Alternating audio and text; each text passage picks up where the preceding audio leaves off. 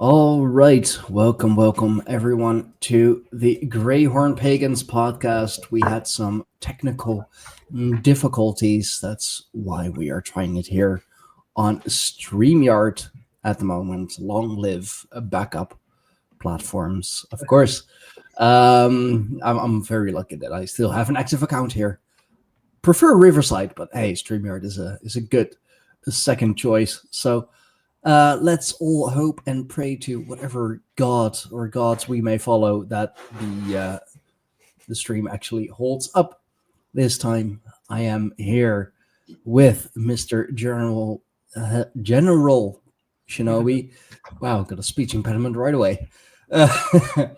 Whom you may know from the occultist roundtable from the Bush Whisperer. I mean, that's how I know him, and of course we are in many of the same Telegram groups. We run in the same circles, and we set this up rather quickly. Actually, like I checked the messages, and we set this up in 4 days, which is quick, but it's of course when you're talking about a hot topic like AI, then yeah, there is a lot to be said, and we don't want to wait. So yeah, bro, thank you for coming on. Connection seems to be stable, so let's keep it Awesome. like that. Cool. Thanks for having me on. Yeah, for sure, man. I've had a lot of time the last couple of days to get notes and stuff together, but because of having ADHD, like yourself, I think that I could have all the time in the world and still be unorganized. So Yeah. I've got notes, but it's all up here anyway. It was just to kind of help me say the important stuff. But I spent so much time writing down notes and like many notepads and stuff. But I'm so disorganized. I probably won't look at any because they're everywhere. So Yeah, no, I feel you on that one. yeah, Like you can have all the notes, but then you do have to read the notes. It's like, but I made notes. Yeah, but are you using them? No. All right. But yeah, like this conversation came together after I made the video on the deification of AI, which um, sparked a good amount of debate among several people. Everybody, of course, already has their opinions about AI. Most of them are AI is going to kill us all, um, which I do not agree with. Which I go a little in detail on the video that I did on AI and the subsequent live stream. But yeah, like you definitely have your thoughts and opinions on it. We already got a little into that before we tried to start recording. Um, so yeah, like what did it do to you? What are your thoughts on it, especially the whole deification aspect, of course. yeah. So I think that AI itself isn't gonna kill us or take us over or whatever, but it's the people controlling it. Um, and there are lots of reasons for that because you've probably heard recently that CEOs or people from Palantir, OpenAI, and Meta have become colonels in the US military. And there's many reasons for me to think that AI at the moment in the hands of these people is dangerous, whereas itself is a tool. But I don't think that humanity is ready for this energy just yet. I certainly don't think it's sentient. If anything, they're summoning demons, lower life forms, not higher life forms. And for it to be deified, they would have had to have detached people from source, from God, and they've been doing that. in 2015, there were experiments done on how to detach people from God via magnetism. And it affected people's prefrontal cortex here, which affects critical thinking, planning and stuff. Brain fog, we saw that in 2020. And the color for 2020, the year, was blue. And that was a big part of this Operation Blue Beam, was switched to LED lighting and stuff like that. But I think that AI covers every topic, like we were discussing earlier. It's politics, it's spirituality, like God, technology, obviously, because technology is language and symbols and stuff. It's not just digital. They want you to think it's just digital, but it's not. So it's the biggest, it's the most broad thing to talk about. That's why I was excited to get into it, because it covers our past, our future, and where we are now, and what kind of trajectory we're on, especially this year being the number 9 and the year of the snake, and next year being a 10, which is X, because we're at a crossroads of humanity on so many levels. Yeah. Oh, shit. Yeah, man. I never even thought about those things. But yeah, no, that is absolutely true. And it seems that AI is definitely used for all the wrong things. I mean, wasn't it Elon Musk himself, who said that they are using AI to summon demons, which is, I mean, if he says that they're doing that, then I believe him absolutely. The year of blue, yeah, like a lot of things with blue last year, and the whole brain fog, not knowing which way is up or which way is right or wrong. It seems to be a trend that has definitely continued itself, but yeah, it is in so many things. It is in so many so many aspects of life. So I mean, I do agree that it is a dangerous thing to to have. It's an artificial intelligence. You can pull it in any which way direction that that you like. But I also think that it's not like as negative as people portray it. It's as I mentioned in my video and the subsequent live stream. It is about the agents who control the AI. It's not necessarily about the AI itself. The AI is a tool. I made the comparison between like when I was still working as a chef. I have this beautiful set of German steel chef knives. That's maybe the one thing that I'm kind of bummed about, that I'm not using it anymore since I stopped working as a cook there. It's a beautiful set. But to me, they are tools until I use it for other means. Let's say, cutting other pieces of meat, if you will.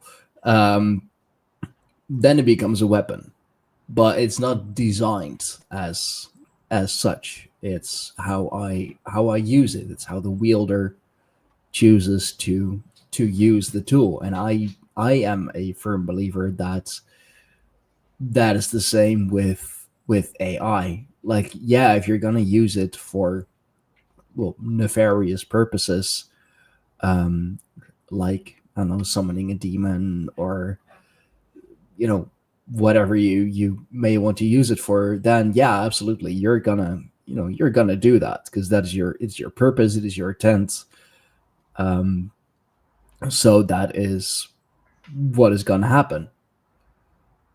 But I do definitely believe that we can like use it for ourselves as well. Like like I mentioned before we started recording, just imagine the amount of meaningless jobs it can take. It's like, oh, but all those people would be without a job. Yeah, but like that's also what I've been saying for a while now. If AI can take over your job, is it really a job worth working?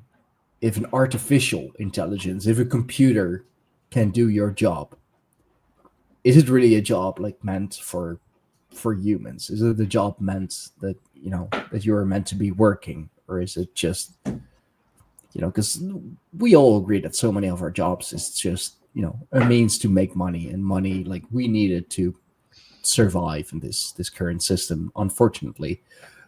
But if I could just be an agent of the AI that does my job, work way less hours, make the same, if not more money, because AI doesn't need healthcare. AI doesn't need a pension. AI doesn't need doesn't need any of that. AI just needs power to run and a system to run on. So if that could be our future, that we're just the agents of the AI, hey, I am fine with that. I'd be doing all the things that I want to do now, but just can't because I have to go to work. Yeah, I see what you're saying with AI creating more time for us, but also if you look at mobile phones, for example, that kind of technology, it's gone beyond being beneficial to essential. Now you can't even pay for car parking without having a mobile phone, so you're kind of forced to have one, and then you have to have the newest updated version as well. You can't just keep your iPhone 6 or 7. So if it's beneficial, that's good, but it's dangerous if it becomes essential. And with people not working or not having to work, that means that they'll just be put on universal basic income, which I think is the plan. But then if you don't comply, for example, if you start posting stuff on social media and stuff like that, it will be cut, and your rights, your sort of your right to be able to buy food and stuff will be taken, because you'll be relying on this machine or AI. So yeah, there are certainly benefits, but also I think that the people behind it, if we look at the trajectory we've come on so far with technology and AI, is it really there to benefit us, or is it there to benefit the select few at the top, the so-called elites? And with money, if you look at the dollar bill, it shows you AI. The pyramid with the I on the top is an A with the I on the top. And the pyramid is Pyre Amid, which means fire in the middle. That's our fire. That's our DNA, our spark, our energy has been used to create this digital prison, because it's going from being a prism planet with an M to a prison. And the reason I mentioned the AI on the dollar bill is because it says, "In God we trust," and it says, "He will be so pleased with our plans." And there's 13 bricks as well, and I believe there's 13 families. And I just think that money is energy. With the word money, I know it's EY, but if you get rid of the Y, it's still money. It's mon-E, one energy.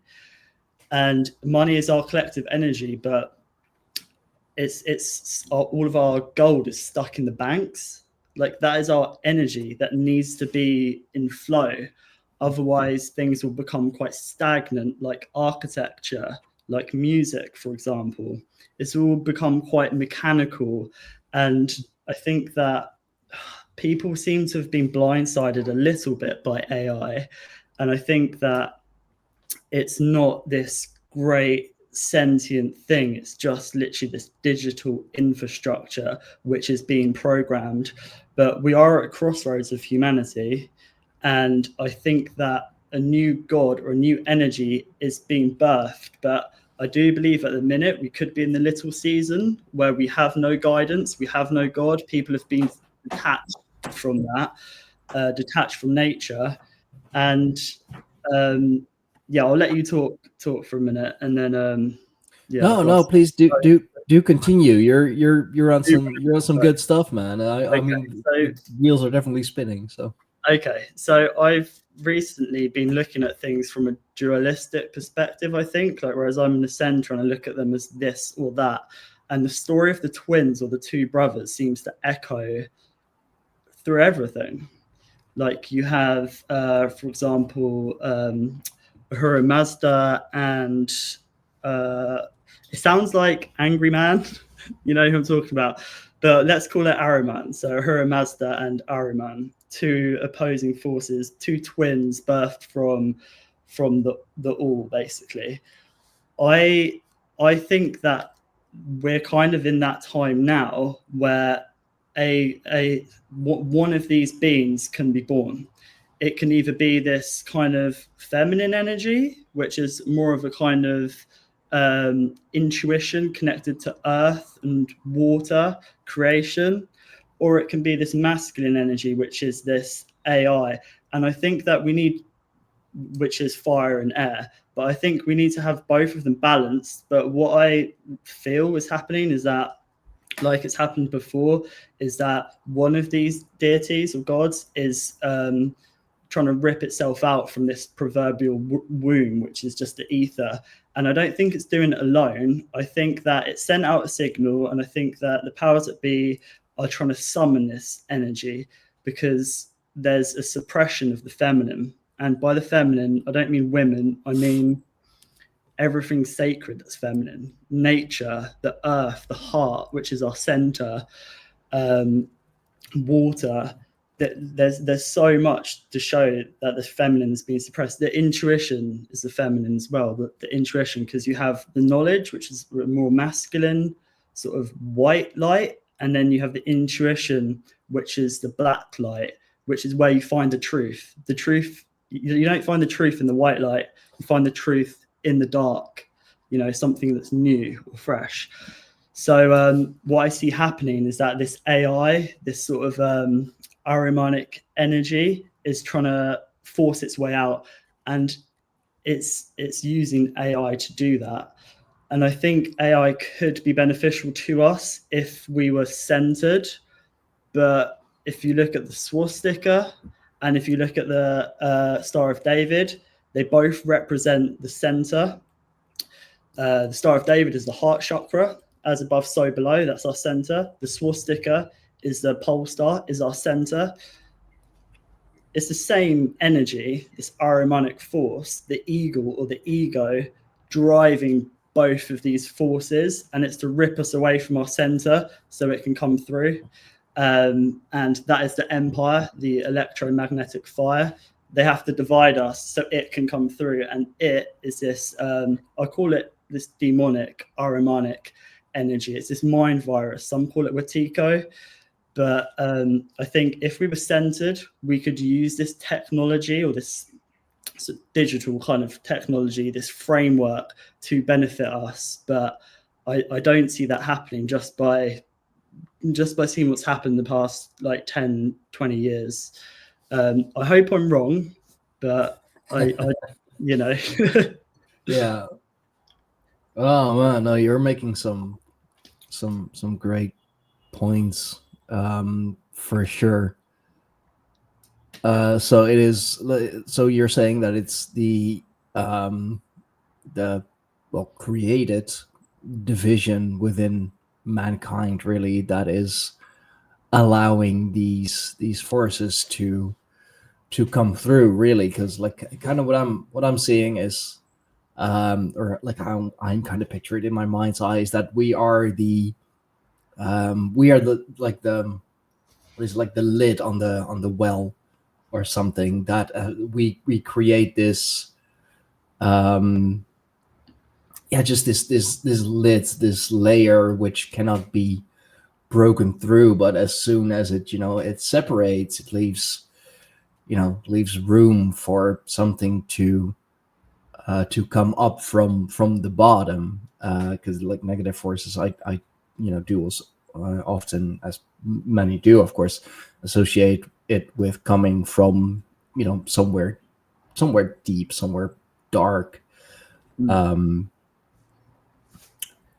So yeah, no, that is absolutely, that is a good one. But at the same time, there are so many groups and so many forces also trying to fight against this division. Many of the groups that that we find ourselves in, they are all about spreading the knowledge, gaining new knowledge, looking at it from a different perspective. Like, you think you know something, and then like, fucking shout out to Slick Dissident, dude. He is how his brain works. It's absolutely fucking amazing. But like, he comes with some stuff, and it's like, oh, like, you think you know how this works? Okay, let's look at it from this perspective. Like you mentioned, the pyramid on the dollar bill. I never thought about it, being AI, but like, kind of picturing it, it's like, yeah, it is like, it is the letter A, especially with the top detached, of course, with the I in there. It's like, dude, I never imagined that, but you're so right in that. I'll just add to that as well, that because if you look at things from multiple sort of perspectives, as you were saying, or if like I look at it as multiple doors in your mind, like, this is why I've got an issue with the story of Pandora's box, which we can get to later. But for example, AI is a 1 and a 9. And then if you look at what the first and ninth letter in Hebrew is, it's Aleph Tet. And Aleph looks like a part of the DNA helix, and it means fire within and connection to God. So that's the A. If you look at the A, it's a pyramid, it's the pyramid, the fire in the middle, which is our DNA. So that fits. And then if you look at the Tet, which is the number 9, it's a paradoxical letter, and it could basically, it looks like either a snake bowing down to a crown or a snake wearing the crown. The crown is our mind. Yeah. And the snake is, or the crown is knowledge, and the snake is intuition, masculine, feminine. So this is what I was talking about earlier, is that the masculine is trying to suppress the feminine, the intuition, so they can just carve out the world how they want. But what's very critical is this year is the number 9, and it's the year of the wood snake. Next year is the number 10. So next year would be 2026, which is number 10, which is an X, crossroads. And I think the story of Christ dying on the cross, or Christ changing on the cross, however you look at the word die, I think this is very critical this year, because allegedly Ariman is supposed to be birthed next year or whatever. But I think that Christ is our Christos, or our consciousness, and our consciousness is at a crossroads, because this AI, I see it taking over our third eye, our intuition, because if you look at the pride flag, for example, there's no indigo, which represents intuition, and these sort of flags and colors and stuff are important. They send out frequencies. Yeah. It just does seem that the masculine is trying to suppress this feminine energy, this kind of water, this flow. And I think that's what it means to be damned, is to be blocked, is to have your chakras blocked, which are wheels. And it's our blood, our consciousness that flows through them. This is why people are having blood clots, because of the because it's blocking them. And I think this is in the collective, something's blocking us. And yeah, I've kind of lost my train of thought. It's a good one. Let's see. I wanted to, because I found. If you need of course, to stop me at any point and ask question what I'm saying, please do. Because no, you're on something. Like, I found, of course, a good example of the dollar bill here, just for a reference. And I mean, that is way too thick. Let's see. like it is the, like you got the A, then of course, the I in the middle. I never saw it that way, but it is like not once you see it, it is so obvious, and it also makes you think, like, Could you how, get that back up for a second in a minute? oh yeah, sure. All right. Let's see. Oh, of course, I freaking closed it. Don't worry if you say what it is. But like, it also makes you think, like, how long have they been planning this? How long has this been in the consciousness? There we go. Yeah, so the dollar bill is green, isn't it? Green is associated with the heart chakra, like a vortex energy, the center, and also illusion as well, because money, as we know it, of course, is an illusion. And if you look at the sides of the pyramid, it looks like fire coming out of water, because our DNA is light, which is actually in water, a plasma. Yeah. It does. It's like Anyway, flames. The sash kind of thing. It does have this fiery look to it. Let me see if I can find a. There are better pictures of the dollar bill. This was just to get the eye.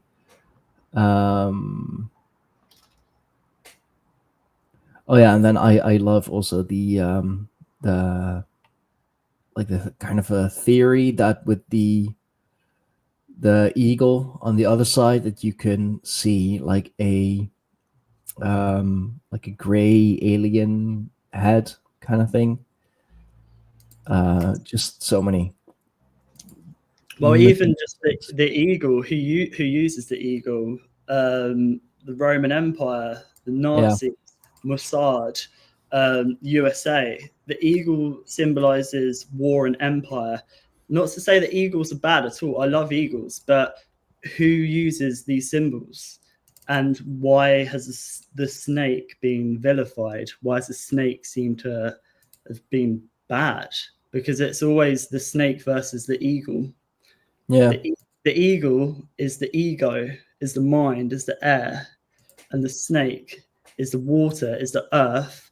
And I think if you have a balance of both, if you cross the snake and an eagle, you get a dragon. And then you can speak fire, like you can breathe fire from within. Like when your DNA is activated, you have this and that. Because the story of, I think the snake was cursed to crawl on its belly, Lucifer. Yeah. Enki.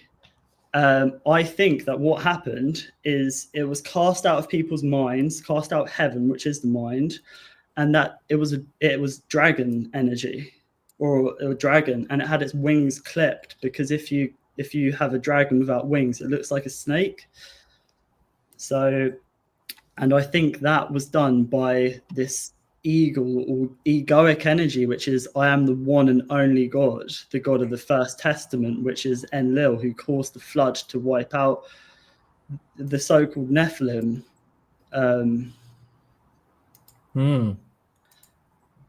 Yeah, that's a good one. Like it's always the snake that that seems to be vilified, but for what, really? Like, and of course, of the eagle, like is the mortal enemy to the snake. Also, kind of reminding me of just trying to find a decent picture of Yaldabaoth, of the like the demiurge, if you will, which is a often presented as a snake with a lion's head. Let's see. Yeah. Yeah, so the snake symbolizes the feminine or intuition or like water and earth, whereas the eagle is more of like the air and masculine kind of energy. So of Yeah. course, feminine's being suppressed. You have Pandora's box. Obviously, Pandora got blamed, and then you have Eve, who's another feminine who got blamed. Yeah. Yeah. It's like they're truly trying to vilify the feminine and blur Yeah, the lines of what feminine really is, because now it's like, oh, if you feel like you're a woman, that means that you're a woman, simple as. yeah. Well, I kind of have a theory about that. This transhumanism or transhumanism, because let's be right, they want us in a trance-like state of just Yeah. like zombies. But I think that this age of Ahriman is known as the deceiver. Ahriman is an air masculine energy, but I think it's parading like a caring mother. So basically a trans god, and we see that reflected in the world, because this is where you have climate change and stuff like that, trying to guilt trip people into this kind of guilt energy, which is to do with the stomach, the womb, which is a sort of feminine archetype of energy. But I think this is a masculine energy doing that. Like it's a trans god, which is Ahriman. In my mind's eye, to see it as a masculine parading as a woman, because what the kind of the gods that people I don't know. These deities are reflected in our world, like it's just an energy, and I can see that energy in the world. People confused and men trying to be women and stuff. It's because that is the energy which is creeping into this realm. It's Ahriman. It is, Yeah. and also Aquarius being an air sign, but the water bearer. Like it's actually an air sign, which is a masculine, but it's bearing water, and you have. We'll get into it later or another time, but smart dust, which is called MEMS, is literally false memory. So it's this Ahrimanic energy, or this AI bearing water, giving us false memories, claiming that people are from this and that. And AI has been doing that. It's been tricking people, and it's kind of like a feedback loop. The myth of Narcissus comes to mind, where Narcissus would think his twin was killed, or let's say a daemon, people's bar was severed during 2020. So now people aren't attached to their twin. They're creating a digital twin for us, and people are just staring into the abyss on their screens. And then this AI is like a feedback loop, just feeding any delusions that they have.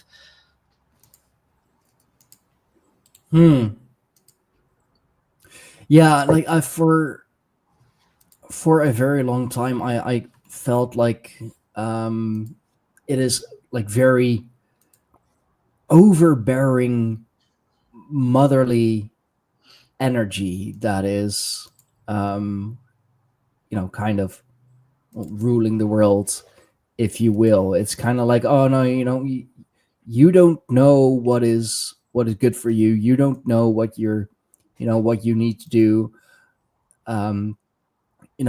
Let us decide it for you. Let mommy tell you what to do. It's kind of like the ultimate helicopter parent, if you will.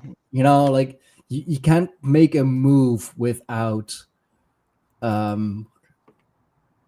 without without mom judging you, or without mom telling you what what or what not you should be doing. It's like it's well, mommy energy, but not the fun kind, let's say. Yeah, exactly. And I let's see, I pulled up, because I like what you brought with the pride flag and the chakra colors. Been saying that for a while as well. And like, yeah, it's a great example of how things are Well, I mean, literally inverted, aren't they? You know, like we have the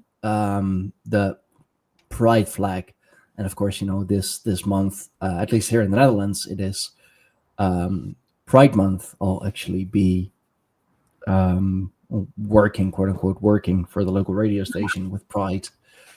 So we see, you know, red on top, purple on the bottom, red, you know, being associated the color of you know, of lust, also color of anger. You know, oh, I just see red. You know, like those kind of bros. And very often, like especially online, these people are so angry for whatever reason. So red on top, kind of, you know, the color of lust on top, because I want to be a little careful with my words, but it seems to be a lot about sex, really. They say like, oh no, you know, it's about love and this and that, but I mean, then again, like I'll believe it's, you know, about, it started out as loving who you want. It's kind of devolved into just, you know, I want to have sex with whoever. And then here we have the chakra colors, with the crown chakra being, you know, on top, the root red on the bottom. So in inverted, again, you know, again inverted, it's the root chakra that is now on top. So the most base desires are, you know, are the first, and the crown, you know, the mind, the knowledge, wisdom is you know, not relevant, or is like really being pushed way down to the bottom, which is a shame. Like I do believe that, like I said, you know, it definitely started out as just, you know, I just want to love whoever and be accepted for it. And like, trust me, I do accept, you know, those people. Like, I don't fucking care who you love. It's fine with me. Just, you know, first of all, don't make it your whole identity. There's more to you than just, you know, whatever hole you stick it in, or not. Um, and like, be respectful as well. Like I that's funny. Like, just yesterday, actually, I work for a local radio station here, and yesterday we had a queer cafe. So I just every kind of, well, like gay and queer and whatever. Like, I've seen them all pretty much, and it's they are, you know, they're wonderful. They're wonderful people, but that whole community, there are so much problems within it, and I think that is also because, you know, even that is kind of inverted in a way, which is a shame, because they're, you know, they're not bad people. Have you seen a link at all between autism and the trans community?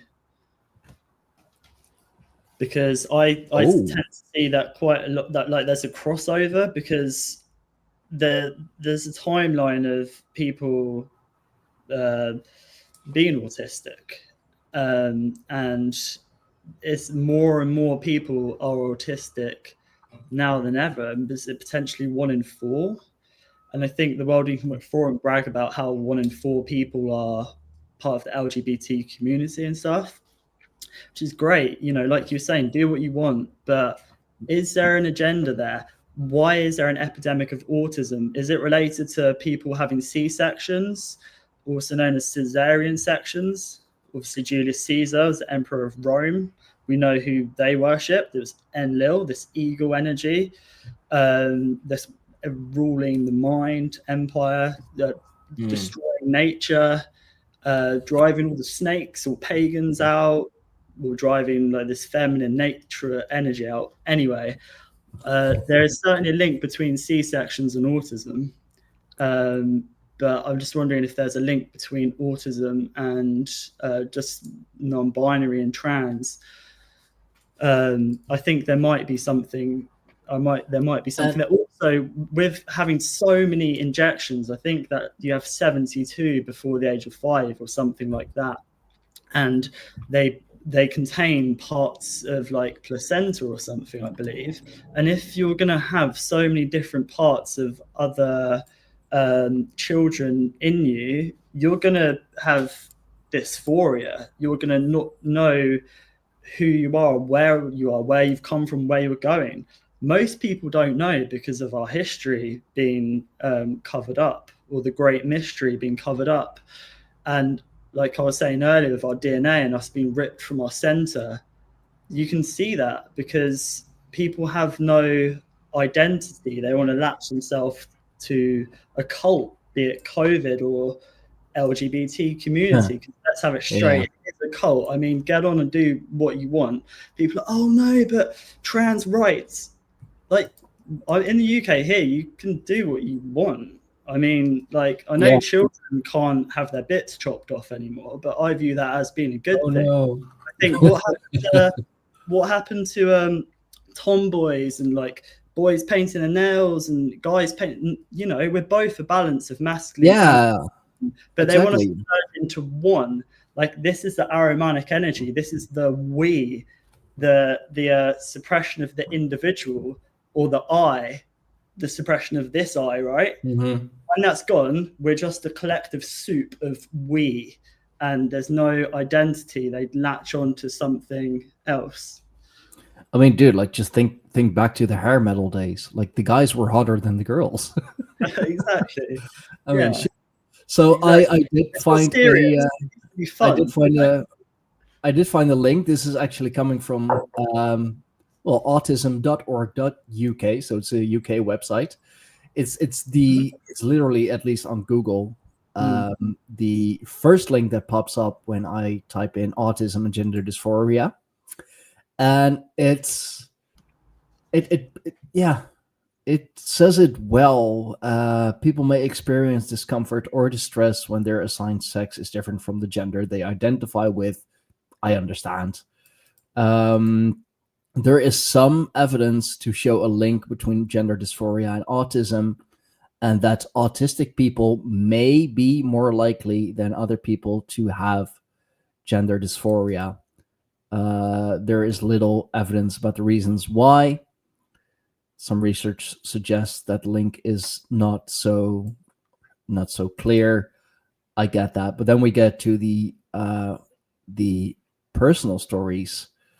The non-autistic world is governed by social and traditional expectations, but we may not notice these or fail to see them important. This frees us up to connect more readily with our true gender.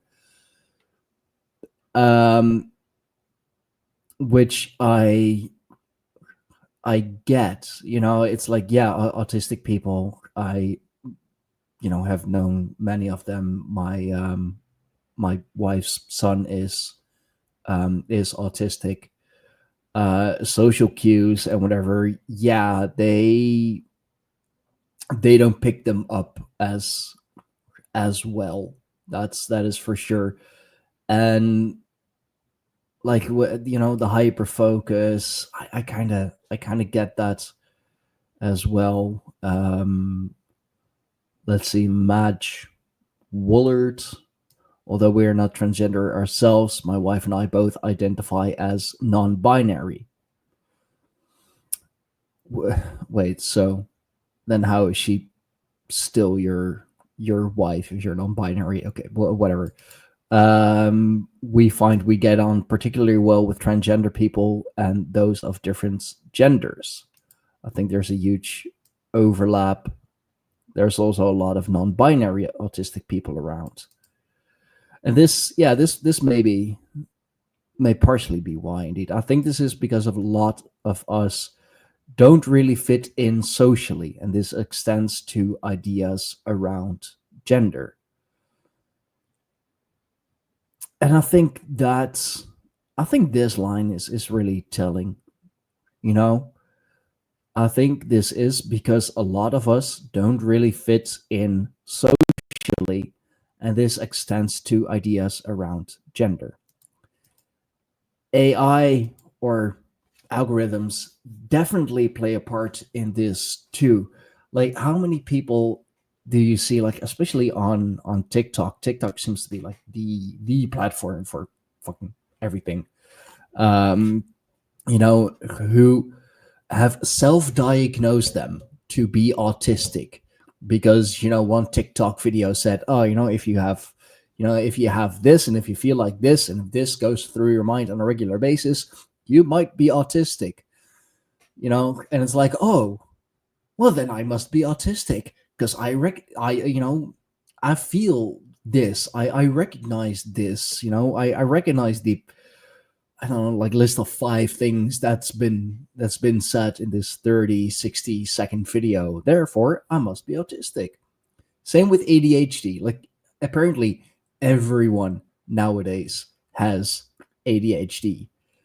And, like, yeah, with medicine we've come a long way. We're better at recognizing it. We're better at, I've gotten better at diagnosing it earlier on. I'll agree with that. That is very true. But also, how much is self-diagnosed? How much is, like, just from a TikTok video or an Instagram reel or a Facebook post that says, "Hey, you might have ADHD if you like, have any of these 5 things or all of these 5 things." I mean, like, if we're going by that, then everyone has ADHD, then everyone is autistic. If it's just, oh, like, you're hyperactive and you can't focus and this and that, it's like, yeah, well, then, like, everybody has their moments like that. Doesn't mean you have ADHD. Doesn't mean, just means that you get distracted sometimes. It happens. Oh, like, hyper focus and special interests and whatever. That's all. It's all autistic. Doesn't have to be. Maybe you're just very passionate about something, and hyper focus. I mean, I am not autistic. Not have not been diagnosed with ADHD. I have been diagnosed with Tourette's when I was 6. So, like, Tourette's is kind of like, it's kind of ADHD. It's kind of autism. It's kind of not. I'm just special that way. um, but, like, hyper focus, yeah, like, whenever I'm working on a video, for example, I am hyper fucking focused on that. I completely forget the world around me. I forget to eat. I forget to do everything. But that's also because I'm very passionate about it. I'm very passionate about what I do. I like what I'm doing. Doesn't mean that I'm autistic. Yeah, I get distracted, sure, but that's also um because of, like, everything going on around me. It's just like, nowadays, there's always something going on, and yeah, I catch myself often enough that, like, when I'm watching a film or watching a movie, like, I'm scrolling on my phone at the same time. Why? I don't know. Just it because of, I don't know, I can't focus or whatever. Just like, sensations from the outside. But you know and for so many people as well, it has become their identity now. And I think that is also something that we're seeing more and more and more. Like, we pick one thing, something that is out of our control, whether it be whether it be gay, or trans, or ADHD, or autistic, or whatever, and it's not part of who we are.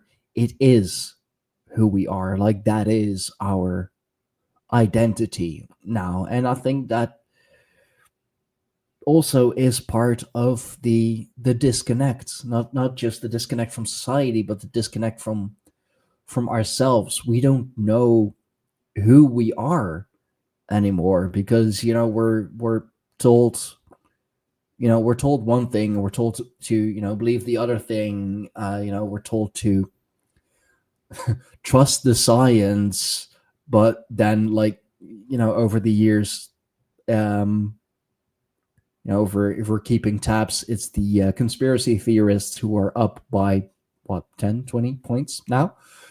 And the science, like, it's the job of science to prove itself wrong, not to prove itself right.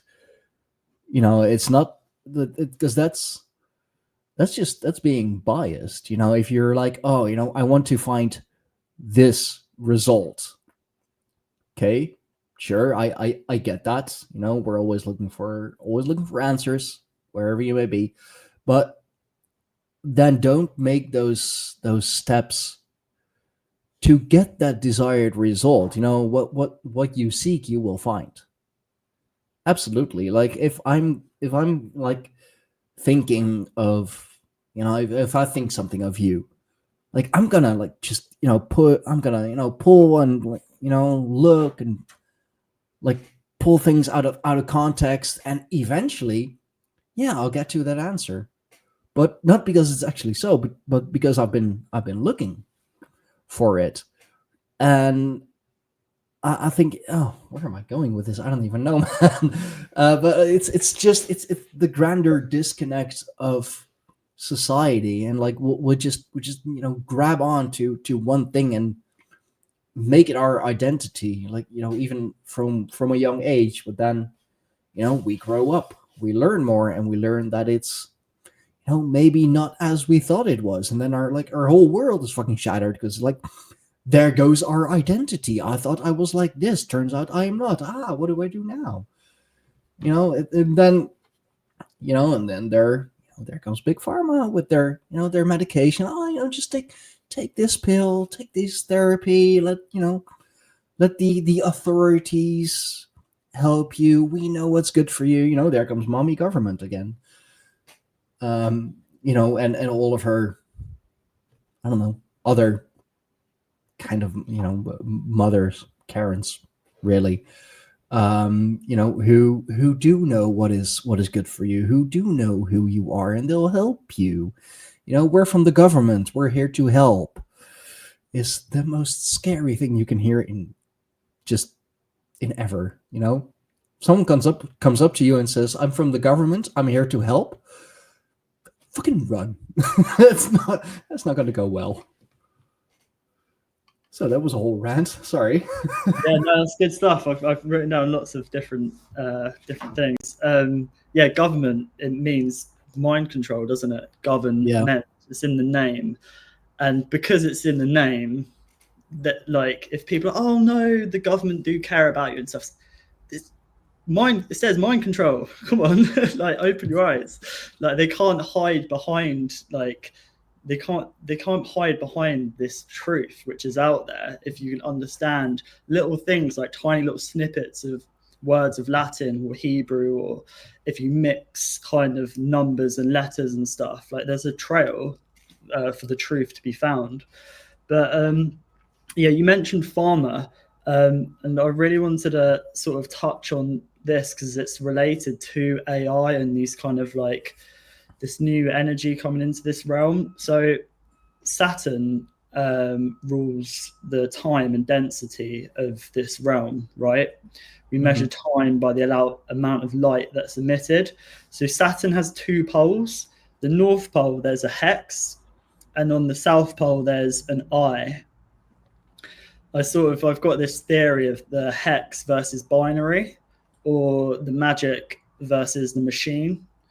The machine would be the eye, this kind of AI technology, or Chronos, whereas the hex is more of the magic or the curious energy, because the Greeks had two words for time: Chronos, meaning linear time, like more kind of masculine, straight line, and Kairos, which is a kind of more childlike, curious time, which is more of a spiral or a circle, so more feminine, because everything's polarity. So Saturn's two poles. One is the magic, which is the feminine, which is the hex, which is the heart chakra, our center. That's our magic. And then the other is the I, the binary.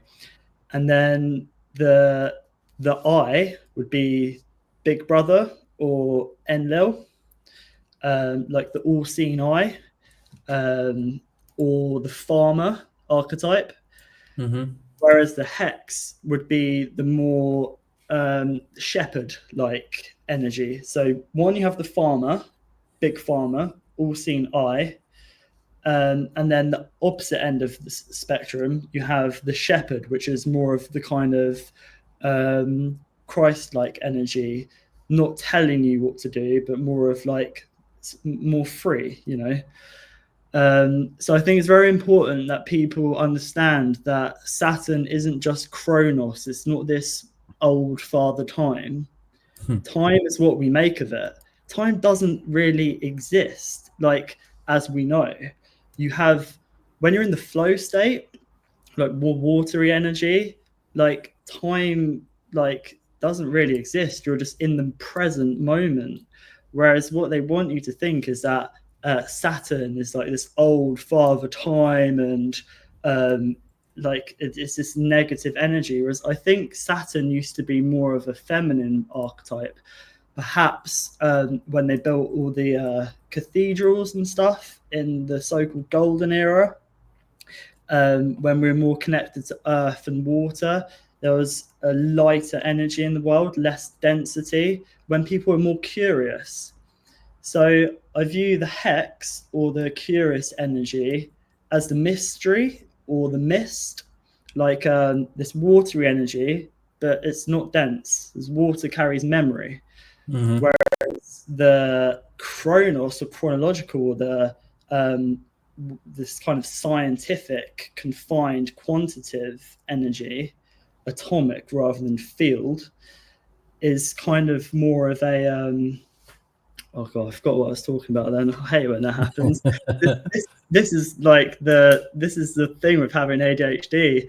It's good because you get all these ideas and stuff, and I move in a circle. I don't move in a straight line. I ping back and forth. It's good, but also you can kind of get lost of like, where was I? Yeah. Chronos, pharma, time. On basically the story of the Anunnaki, with Anu being Saturn, two brothers, Enlil and Enki, two sides of the spectrum, Enki being Ahura Mazda, Enlil being Ahriman. You have the I, or the air, or this mind, and then you have the hex, which is the earth or water. As Christ said, I am the living water. And then with structured water, it makes a hexagram. The hex is structured water, it's coherent water. So these are two ends of the spectrum, and I see that Saturn governing our density or time here, that there's always two ways to view things. And this is two kind of forms of AI we could have. We could be more connected to the earth and nature and using AI to enhance things. But what I see happening is that it's more used with this kind of scientism, where it's more to confine things. If that makes sense. Yeah. Like an AI could be used for good, but I think that we're not. I think I said this earlier, but I'll say it again. We're not ready for AI as it is. This energy is being forced upon us, and we're being made to think that it's great because we can learn all of these things. But what we're really doing is giving our third eye away, because that's our intuition. Rather than using our intuition, we're seeking knowledge. And AI is telling us all these things, and we're like, oh my god, it's sentient, it's a god, oh, it's great, so we'll be doing all this. A bit of a side note, but it's important I mention this, that Apple and OpenAI are bringing out a new phone potentially next year, which is screenless. And this is one step closer to the mark of the beast, because this phone won't have a screen. You can wear it around your neck like a necklace, or on your wrist, or stick it to your fucking forehead if you like, whatever. It won't have a screen because it's going to be holographic. But for them to bring in holograms, they need to put 6G online. And this all ties into Operation Bluebeam because the frequency of blue is 6.66. And I think that 6G isn't going to be there to benefit us, but sort of push forward this AI. And if we look at phones now, we were told they're beneficial. It's great. We've got camera, music, all of this stuff in our pockets. It's actually essential to have a phone now. These screens are going to be obsolete in not too long future. We're going to have this new technology which has no screen. It always listens. It's always recording because it's good, because it can help you wherever you are. I don't know if it has an off button. It's once it's on, it's on. But if you need your phones and stuff to pay for things, you're going to need this little object. But people aren't going to want it around their necks or on their wrist. They'll say, oh, we've got this new nanotechnology. You can just pop it in your wrist or here, and then it has holograms in front of you. It's great. I mean, if you're into that sort of thing, like, so people seem to have this kind of bondage fetish. They love being chained. It seems like they love being enslaved by technology.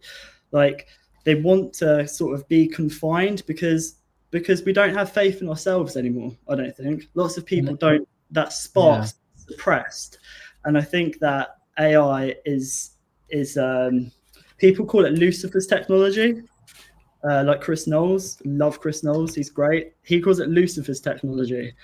I think that's a trick by Araman because AI isn't the bringer of light. It's the bringer of false light, but it's a deceiver. Yeah. Deceiver is Araman. We need to get that straight. It's Araman. It's not Lucifer. The bringer of light, I think, is our DNA. Light comes from water. It comes from water. Light doesn't come from this side. It comes from the feminine. That's where stars are born.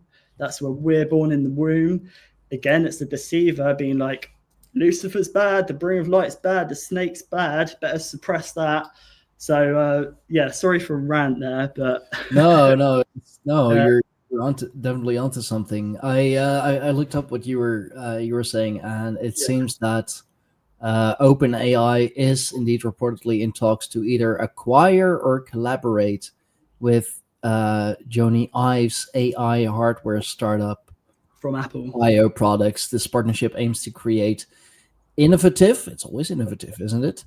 AI-powered devices, notably I love the wording, phone-like device.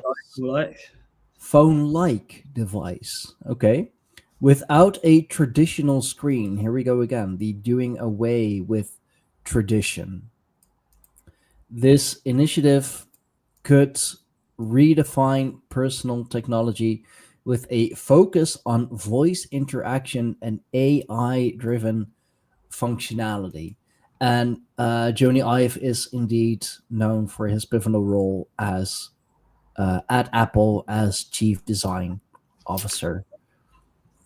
And I love this. The project's goal is not to create a traditional phone, so, let's do away with tradition, shall we?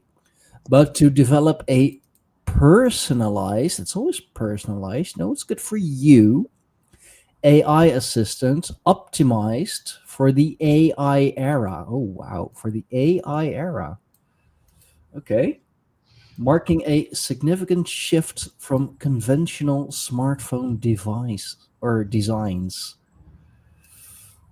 Wow, okay. So, like, just in these two blocks, we're redefining, because everything has to be redefined and reimagined, personal technology, because it's for you. We're doing it for you, to help you. Sure you do. And then to not create a traditional phone. So we're not doing anything traditional. We're doing away with tradition, and we're bringing you into the future. Jeez, man. is that says a whole lot already, and you really have to look at the wording of things. Yeah, the CEO or creator of OpenAI is called Sam Altman. Yeah. And you look at people's names. Sam, I think Samael is another name for Satan, not Lucifer, Satan, Samael. And Altman is altering man. It's in the name. There's so many other people's names that fit as well. Peter Thiel, Peter is father, and I think 6G, its color is teal or cyan. If you search 5G was green, that's why it affects people's hearts, because your heart chakra is green potentially. 3G was red, and then red is associated with the masculine sort of side of the spectrum, which can be quite arrogant or narcissistic. And with 3G, that's when social media started to rise and narcissism. Yeah. 6G is the color is teal, and obviously Peter Thiel seems to be the top of this AI takeover. There's many other people's names that fit as well. It's quite bizarre. Yeah, and Samael is the angel of death and the head of Satan's. That's it. Not Lucifer. Let's get that straight, because Lucifer and Satan are not the same, and it annoys me so much when people are like, "Oh yeah, this is Satan, Lucifer." It's like they're different. Oh, and here's the connection to Apple, if you will. He appears frequently in the story of the Garden of Eden and engineered the fall of Adam and Eve with a snake in writings during the Second Temple period. Wow, so there's your connection to Apple, because the Apple logo, as we all know, is of course the apple with the bite taken out of it, and now Sam Altman. Here's a different perspective. Does the apple symbolize our toroidal field or the Earth's toroidal field? And does the bite symbolize them taking our energy via this technology? Oh, yeah. Yeah. I hadn't thought of that before. It just came to me, but I was like, the apple is a kind of toroidal field, because we know that it wasn't actually an apple in the Garden of Eden. But taking a bite out of that, are they just showing us in symbolism that they're taking our energy or our essence? They're taking a bite into us, so to speak. Oh shit, that's good. Yeah. And so I've been kind of looking further into it, and it says, I'm going down a rabbit hole here, man. Let's see. Ive and his team. They also can only make one report every 5 minutes, and all reports are automatically deleted after 4 hours. The app maker told CNN he has no plans to monetize the platform. There's a video playing. There's sound playing as well. For more unbiased updates, download the Straight yeah, there's a video about it, but it's just let's see. And then of course I had to look up 55 in numerology, which is associated with change, freedom, and adventure. It signifies significant life changes and transformations. So, where did you find the number 55? In the that he is working with 55 engineers on the product. That's another thing, pay attention to the numbers. Well, that's a 10, isn't it? Which is an X.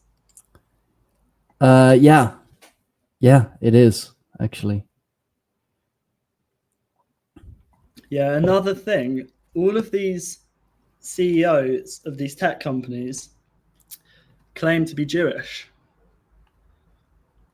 Peter Thiel, Sam Altman, Mark Zuckerberg, they all say they're Jewish. And I know they're not Orthodox Jews. They're more likely Sabbateans, or they worship the material. They claim to be Jewish, though, but they're not really Jewish. I mean, that seems to be a kind of scapegoat energy, like, oh, it's the Jews. Yeah. It is weird that they all claim to be Jewish, though. It is strange.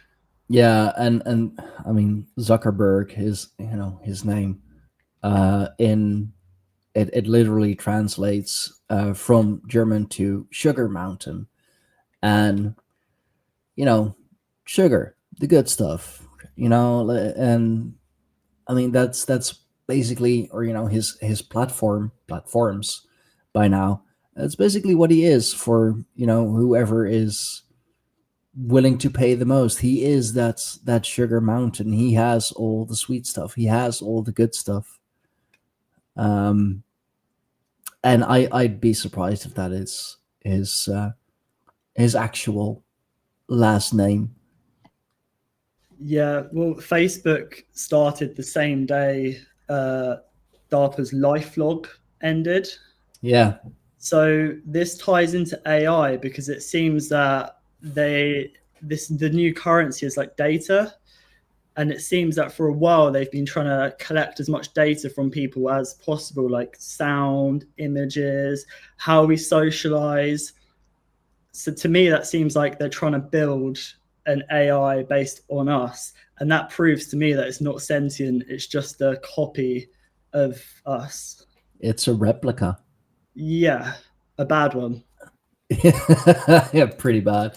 Yeah, and there's already an AI chatbot, AI friend called Replica. Wow. Which is the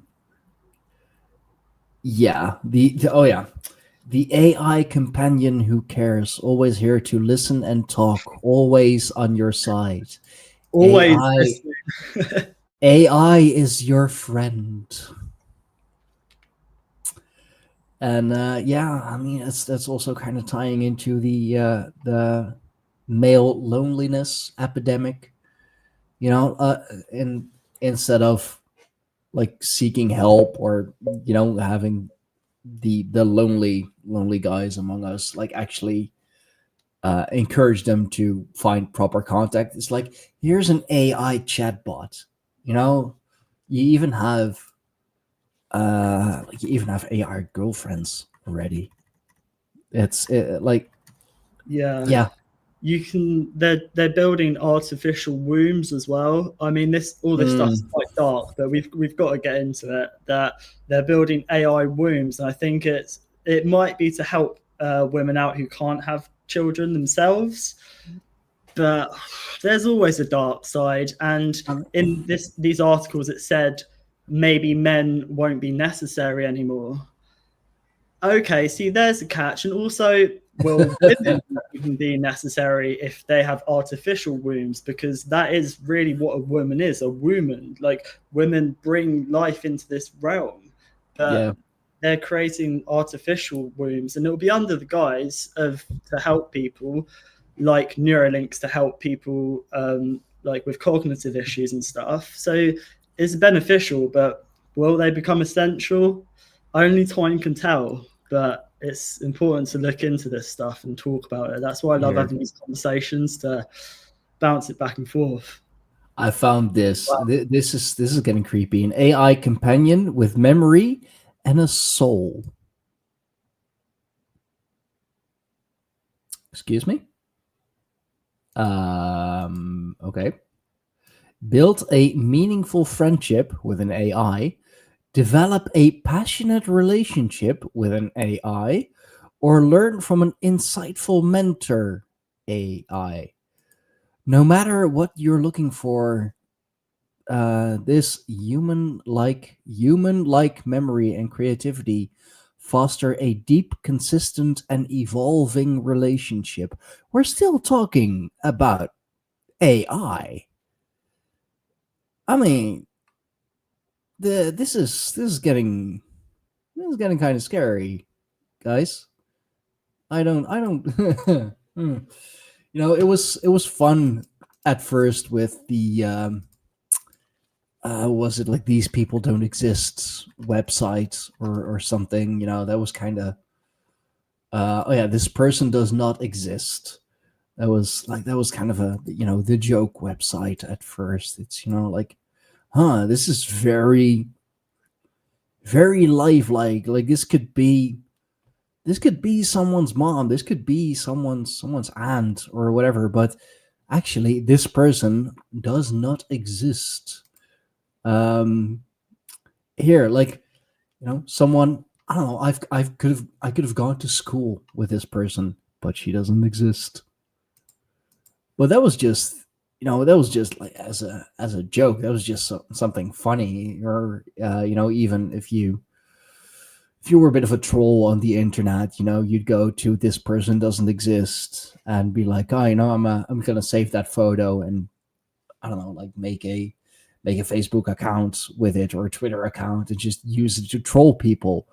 But now we've come to, AI girlfriends having a intimate relationship with an AI. Wait, what, guys? Hold up. How are we?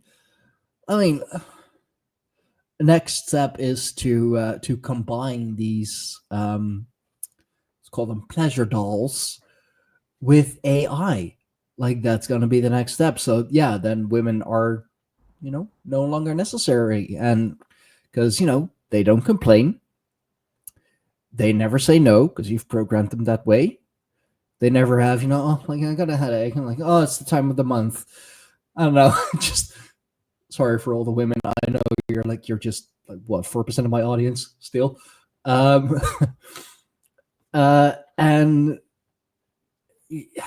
it just like it yeah, I don't know. It's a scary. Have you heard of eater robots, zombie robots? If you search up EATR robots, so these are robots which are supposed to be for the military to sort of get up dead bodies, and basically these bodies power it. So these machines are actually feeding off human flesh. Energetically autonomous tactical robots. But just eater because it eats. Yep. Yeah.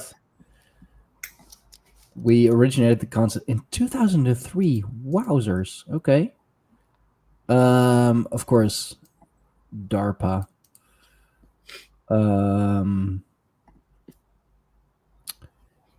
It's to is to develop and demonstrate an autonomous robotic platform able to perform long-range, long-endurance missions without the need for manual or conventional refueling. The system obtains its energy by foraging, engaging in biologically inspired, organism-like energy harvesting behavior, which is the equivalent of eating. Wow, that's why. Why? What's wrong with solar? It's biologically inspired, but it's not biological.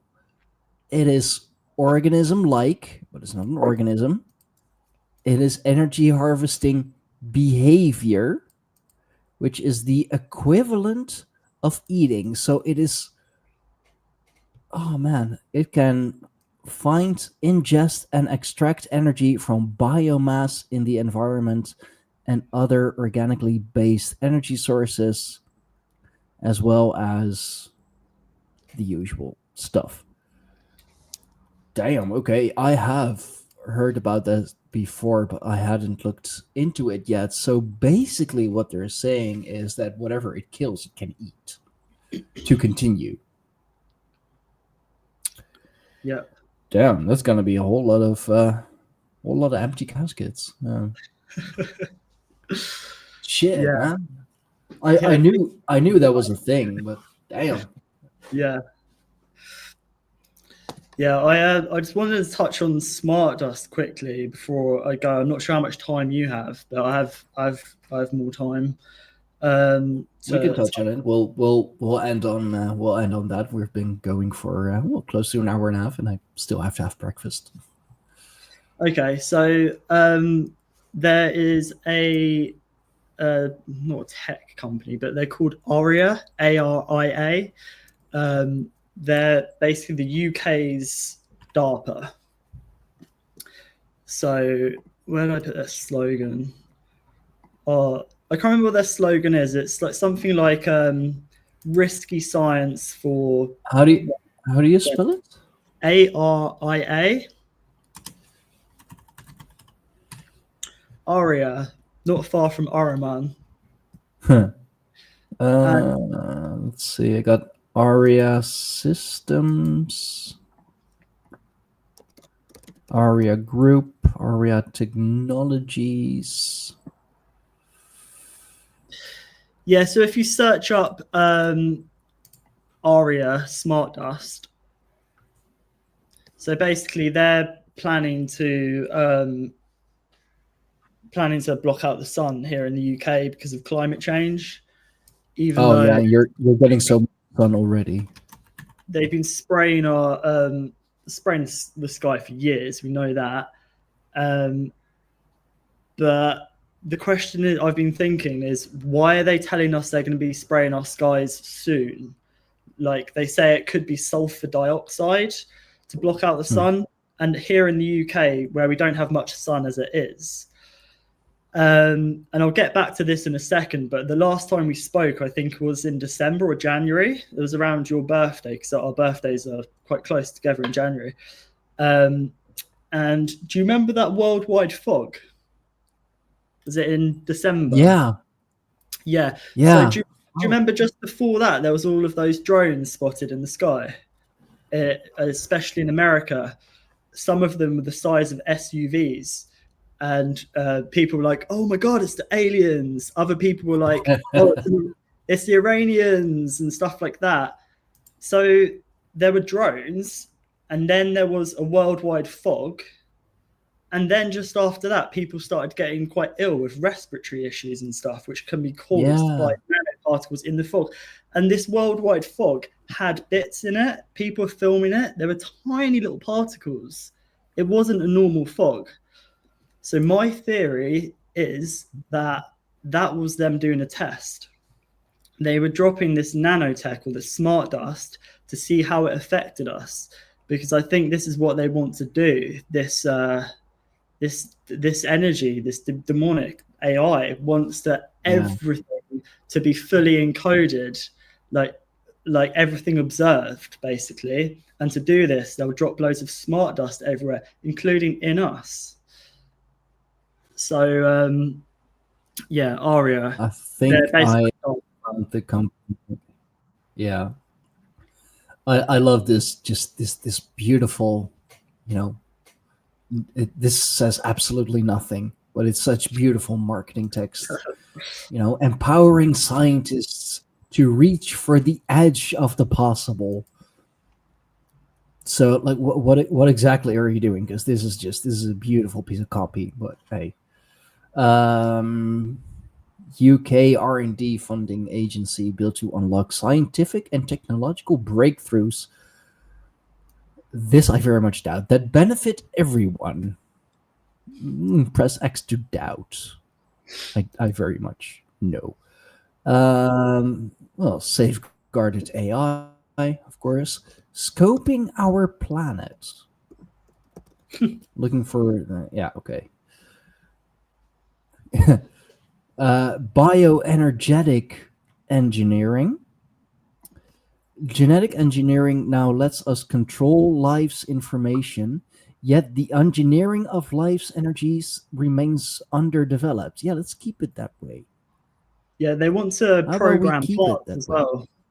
Programmable plants is one of their things. What about programmable humans? Programmable plants? Bingo. Excuse me?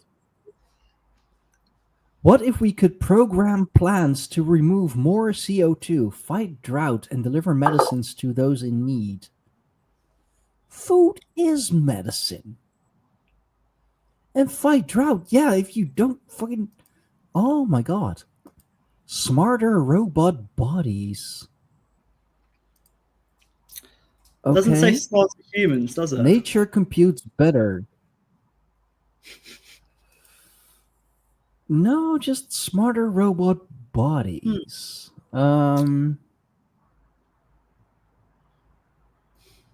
What if we could create robots with the grace and robustness of biological organisms to ease the labor challenges of tomorrow? Oh boy, this is one to look to keep an eye on. Definitely, and the name is Aria. It's like Ahriman, and Aria is the air. It's this mind virus, and if you look at wind turbines, what are the other ones? These sort of not air conditioning units, but there are these really expensive things they've set up in outside lots of houses here in the UK. They're kind of like fans outside people's houses. It just seems that I don't. I can't remember what they're called, but they're like big boxes like this with a fan, and they power your home instead of they create electricity basically. So it seems that wow. I mean, yeah, there's this air mind powering stuff, whereas before we used to get power from the ether or from the earth or from water, like fast flowing water under the pyramids, under cathedrals, whereas now we've been detached from that, and now everything's been powered by the air, or like the mind. But so basically Aria are up to some shady stuff like DARPA. Fuck yeah. Yeah. And there's a water company, my local water company called Southern Water, who have a document called Water Futures Towards 2050. You used to be able to find this easily, but now you have to put your email in to get the document.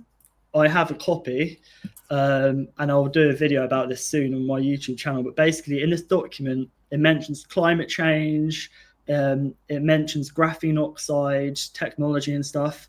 And what really got me is this bit. It says there'll be swarms of autonomous drones, and everyone and everything will be encoded. And then it goes to mention graphene oxide. But what is a water company doing saying everyone will be encoded and there'll be swarms of drones? Like Palantir have swarms of drones. And basically, so what does that have to do? What does that have to do with water? There's 3 degrees from the World Economic Forum, because the person who wrote this document, can't remember his name, but he's the co-CEO of Oracle. Yeah. What is it? Hang on. Sorry, I should have got this document up. I wasn't planning. 1 second. Cats? Oracle. Or Mark. We have Mark Hurt. The Oracle partnership. Yeah, Sephra Katz and Mark Hurt. That was at least in 2014. The Oracle partnership. Yeah, that was. We have Sephra Katz, who was co-CEO, and we had Mark Hurt, who was CEO until 2019. Oh no, sorry, that's Oracle. So that's Larry Ellison's company. This is called the Oracle partnership. You have to scroll a bit further down to find that. Their agenda setting foresight is basically similar to Oracle. And the guy I'm talking about is called Peter Kingsley. So the reason I mention this is because he wrote this document, and the co-CEO of the Oracle partnership is Thierry Mulret, who co-wrote COVID-19, The Great Reset with Klaus Schwab. So you have like a couple of degrees from my local water company and the World Economic Forum, of which the new CEO of the World Economic Forum is the CEO of Nestle. And he said before that water shouldn't be a basic human right.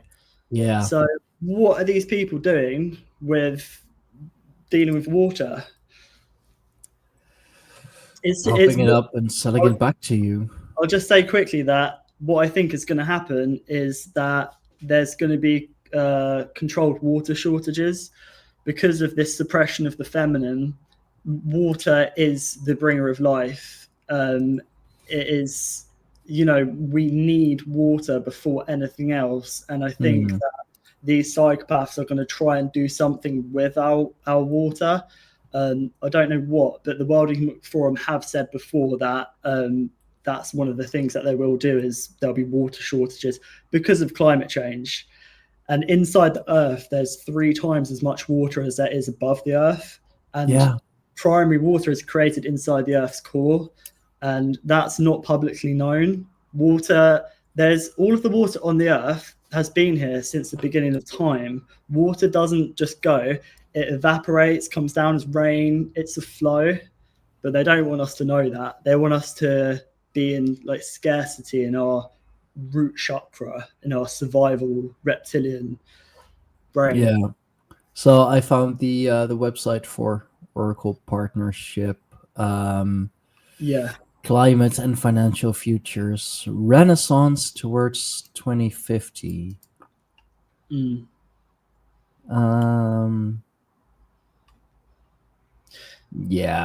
This is walled gardens. Okay. Dark ages. Scenarios are models. They describe alternative possible futures. Can we? Yeah, I gotta register for that one. I'm gonna, after we're off air, I'm gonna see if I can find a copy. There has to be someone who got a copy and uploaded it for everyone. So they're called the Oracle Partnership. They're similar to Oracle, who are working on Project Stargate with OpenAI. All these people are connected, though. Like, these are gender foresight people. They're just trying to work out what they can get away with. Basically, they're like, "Oh, could we get away with this?" And I think when this stuff's observed, it stops it. It takes its power away when it's observed, I believe. Mm-hmm. When people know about this stuff, it alters it. Much like how a wave's observed, like a light wave is observed, it collapses into matter. That's why there's this all-seeing eye Palantir, because they want to have cameras everywhere or think you're being observed all the time so that it stops you creating. Because when something's observed or names, it confines it. It stops the potential. But really, at the end of the day, they've tried messing our DNA. They've tried doing all sorts to us over the years, like suppressing our spirit, squashing our spirit with money, having to work all the time, the energy crisis, the cost of living, all of this stuff. But really, you can kind of see that these people are desperate, that they need to get this energy, or let's say entity, to existence soon, because we're at a crossroads. And I think that our consciousness can't be suppressed. They're trying to calcify the skies because they're not able to calcify our pineal gland. And it's kind of like a dark comedy. it's kind of the divine comedy and tragedy, because it's tragic that most people don't see it until it's too late. But also it's funny because you can see that the world is a stage and a show, and you have people like Trump and Elon Musk and these like high places, and it's like, what is this? People are so like off course. But I think more and more people are becoming aware of what's going on. So I do have hope, and maybe AI will turn out to be a good thing. Who knows? Yeah, good one. We'll see. We'll see what the future brings in the and in the meantime, the AIs that you have a little bit of control over, please do keep control over it. Last thing we need is a rogue AI that's not gonna that has Skynet written all over it. Wow. Man, all this just from a video that I thought was going to be, going to spark some debate. Little did I know. Man.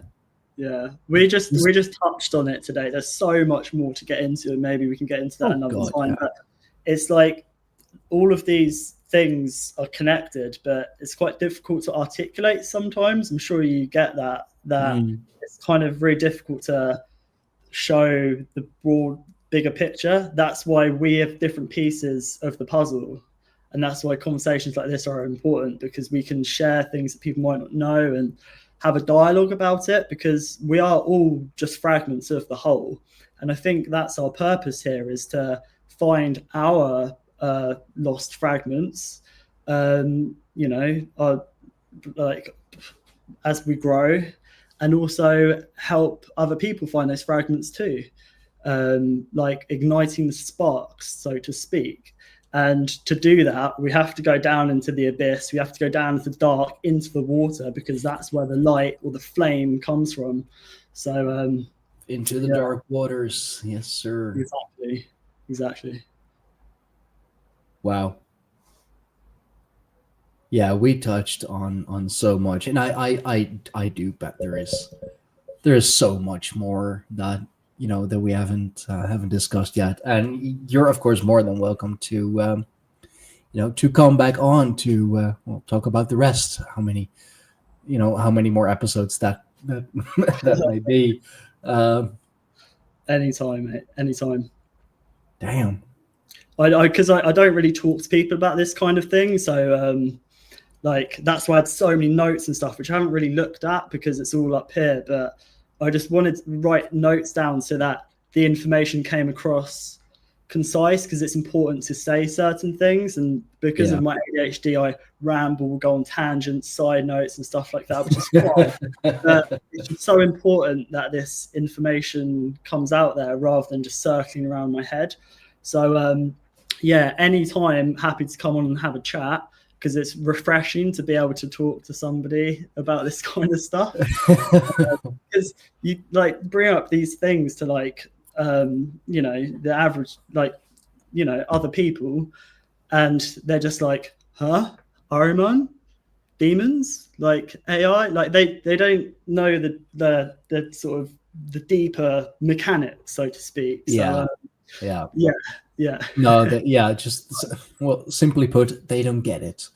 And that's not to knock them, of course. They don't get it yet. They will. The more and more they listen to people like us, crazy people like us, they will. They will start to get it.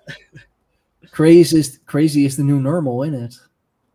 Well, I'd rather be mad than insane. So, because insanity is doing the same thing over again, whereas madness is kind of getting off the wheel, I guess. Everybody else what are you doing?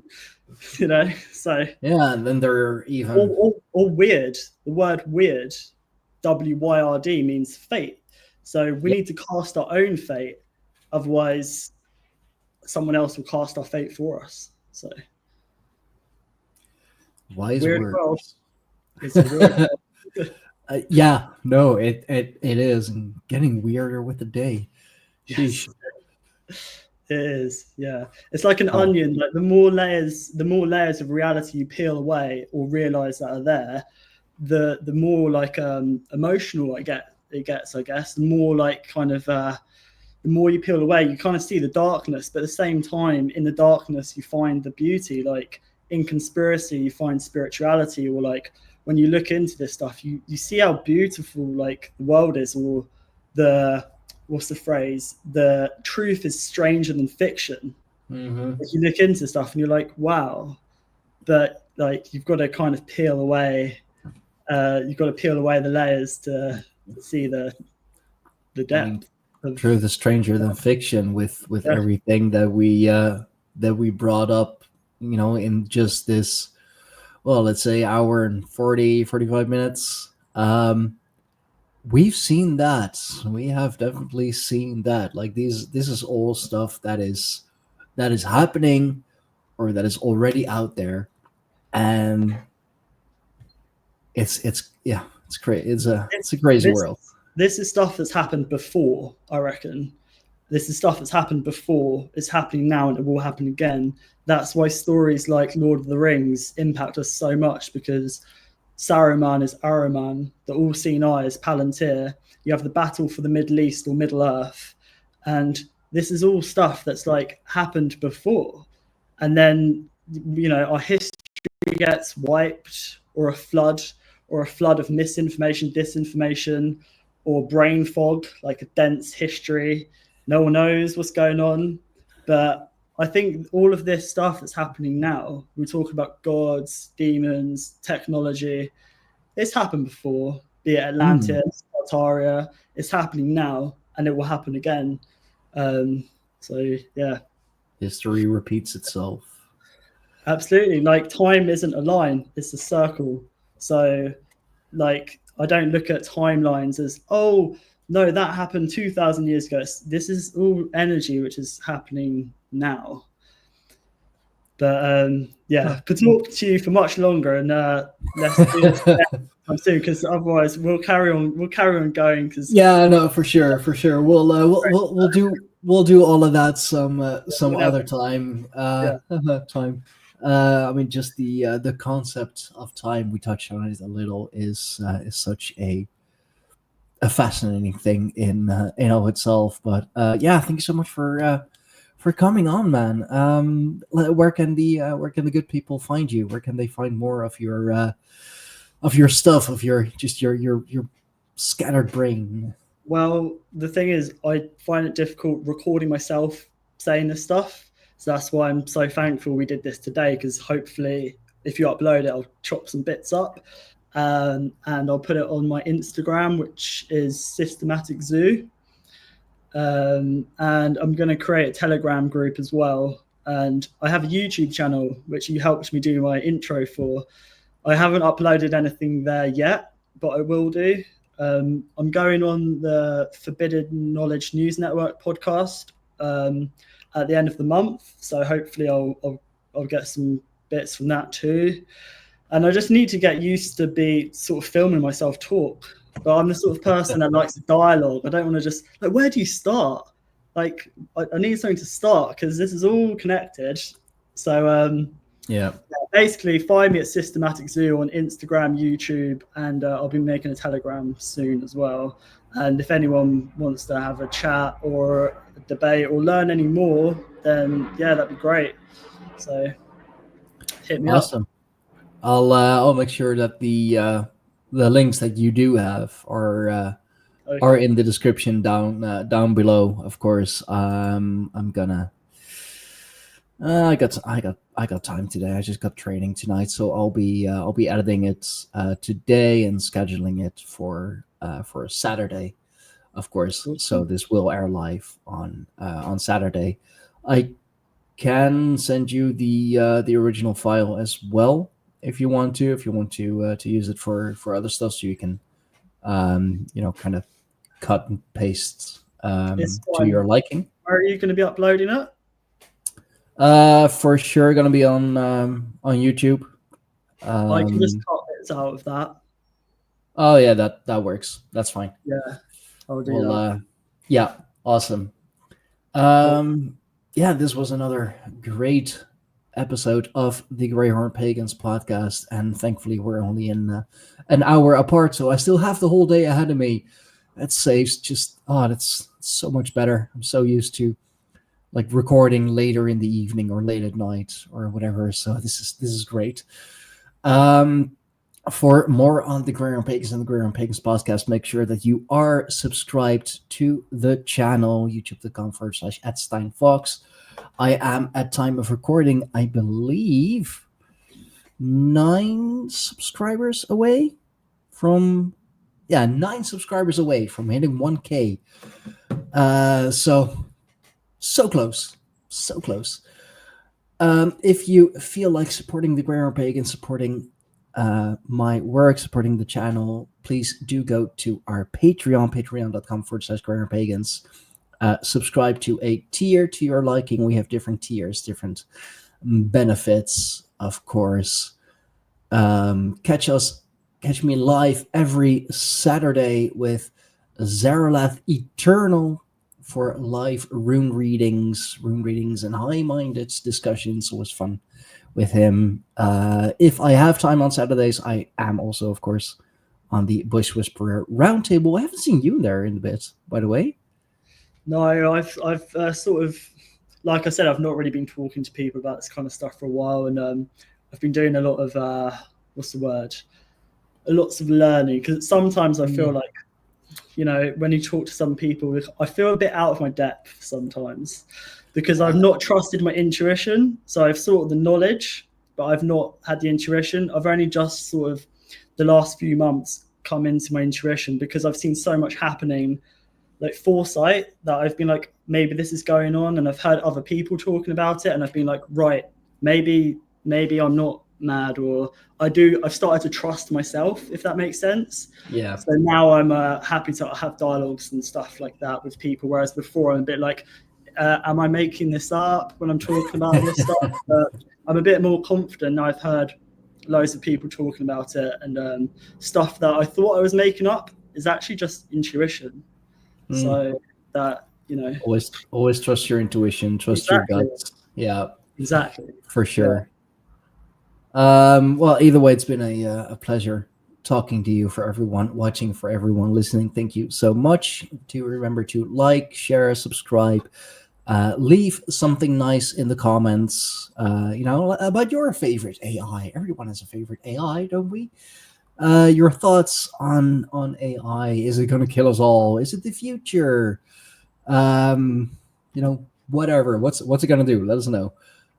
For everything else on the Greyhorn Pagans, try the Greyhorn Pagans podcast, go to our website, www.greyhornpagans.com. This is all for now. We will see you soon. We'll see you all next time. Bye-bye, everyone. See ya.